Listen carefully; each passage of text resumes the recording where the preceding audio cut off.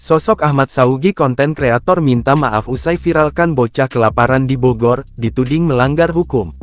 Inilah sosok Ahmad Saougi, konten kreator TikTok yang memviralkan bocah yang kelaparan tetapi malah disebut melanggar hukum. Dengan inisiatifnya, Ahmad Saougi lantas mengajak bersama kedua adiknya makan dan bertanya seputar keseharian Ia lantas mengunggah video pertemuannya dengan ke TikTok. Namun sayang, sudah viral video itu Ahmad Saougi malah kena batunya. Punya niat baik untuk memviralkan kisah Ahmad Saougi dituding telah melanggar hukum.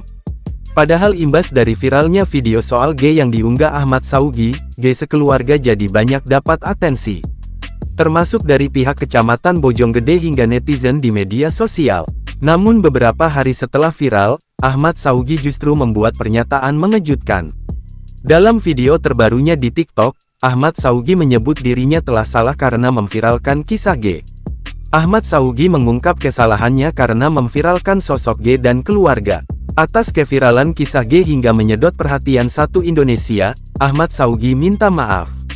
Selain minta maaf, Ahmad Saougi juga menghapus semua kontennya tentang kisah di TikTok. Semua maka saya menyadari dengan sebenar-benarnya tanpa paksaan dari pihak manapun bahwa perbuatan saya tersebut adalah salah dan melanggar hukum. Hingga artikel ini ditayangkan, tribunnewsbogor.com telah meminta konfirmasi kepada Ahmad Saougi terkait dengan alasannya menghapus konten Namun Ahmad Saougi masih belum memberikan respon dan tanggapannya. Untuk diketahui, Ahmad Saougi adalah TikTokers dengan jumlah pengikut 4.338.